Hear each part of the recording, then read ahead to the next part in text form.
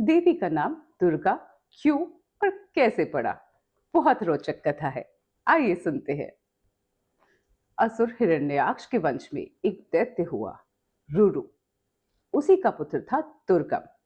उसके जीवन का केवल एक लक्ष्य था, सारे देवताओं को परास्त कर संपूर्ण सृष्टि पर राज करना। पर उसे पता था, देवों के बल के आगे वो टिक नहीं पाएगा। तो उसने चालाकी से देवों के बल का रहस्य जान लिया। उसे पता चला, जब तक देवों के पास वेदों का बल है, वो उनका कुछ नहीं बिगाड़ सकता। इसीलिए उसने वेदों को ही हड़प लेने की चाल चली।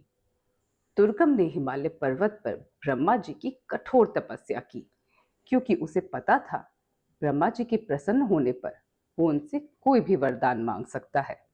और हुआ भी यही। दुर्गम की तपस्या से प्रसन्न होकर ब्रह्मा जी उसके सामने प्रकट हुए और बोले, वरदान मांगो। तब दुर्गम की खुशी का तो ठिकाना ही ना रहा।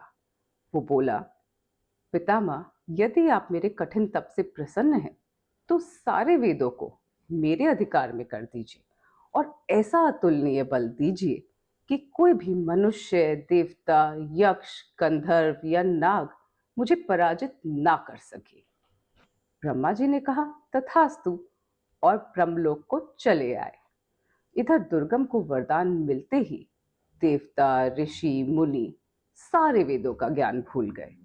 और तो और स्नान, संध्या, ध्यान, हवन, जप, यज्ञ, श्राद्ध जैसी वैदिक क्रियाएं भी नष्ट हो गई। लोग सरलता भूलकर कठोर हो गए। चारों ओर हाहाकार मच गया। वातावरण ने भी अपना प्रकोप दिखाना शुरू किया। वर्षा बंद हो गई और पृथ्वी पर भीषण अकाल पड़ा। ये सब देखकर देवता अत्यंत दुखी हुए। पर क्योंकि वे वेदों के जाने के बाद से बलहीन हो गए थे और दैत्यों से पराजित भी हो गए थे, इस कारण वे कुछ कर नहीं पा रहे थे। अब चारों ओर दैत्यों का राज्य था और पाप का साम्राज्य। तब भगवान विष्णु सहित सारे देवताओं ने भगवती अंबिका का आह्वान किया। भगवती प्रकट हुई और जब उन्हें धरतीवासियों के कष्टों के बारे में पता चला, तो उन्हें देखने के लिए उन्होंने अपने शरीर पर 100 नेत्र उत्पन्न कर लिए। करुणा के कारण उन नेत्रों से जल बह निकला और साथ ही फिर से बहने लगी सारी नदियां। इसीलिए देवी शताक्षी भी कहलाती हैं। फिर देवी ने शाक सब्जियां प्रकट की और लोगों का भरण पोषण किया। इसीलिए देवी शाकंभरी नाम से भी प्रसिद्ध है।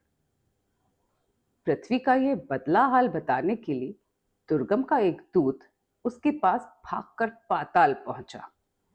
फिर दुर्गम पूरी सेना के साथ पृथ्वी पर आया और पृथ्वी को फिर से नष्ट करने के लिए प्रहार किया। पर इस बार देवी ने सुरक्षा चक्र बनाकर सारे मनुष्यों की रक्षा की।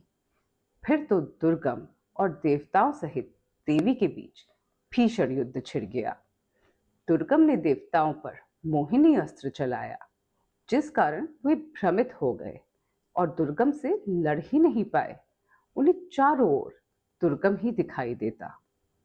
ये देखकर देवी अत्यंत क्रोधित हो गई।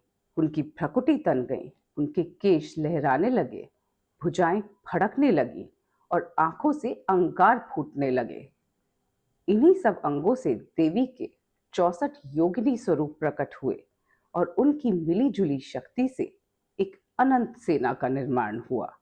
फिर देवी स्वयं चंडिका का स्वरूप धारण कर सिंह पर सवारी कर दानव दल पर टूट पड़ी।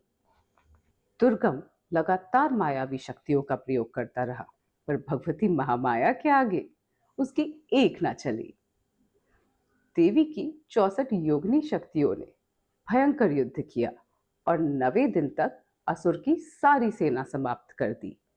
10वें दिन मैदान में केवल रणचंडी और दुर्गम ही बचे। देवी ने असुर की सारी शक्तियां समाप्त कर दी और उसे त्रिशूल के सहारे उठाकर धरती पर पटक दिया। हारने के बाद दुर्गम ने जब अपना सिर ऊपर उठाया, तो अनंत आकाश की ऊंचाई तक सिर्फ भुवन मोहिनी स्वरूप दिखाई दिया।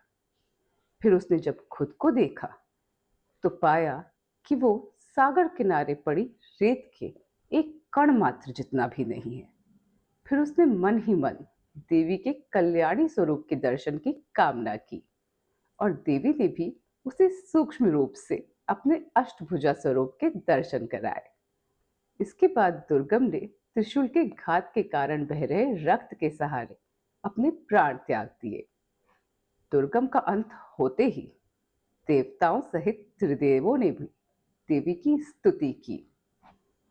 तब भगवान विष्णु ने कहा, देवी, आपने इस असुर का वध करने का कठिन कार्य सिद्ध किया है और अंतिम समय में इस असुर ने भी आपकी निस्वार्थ भक्ति की है।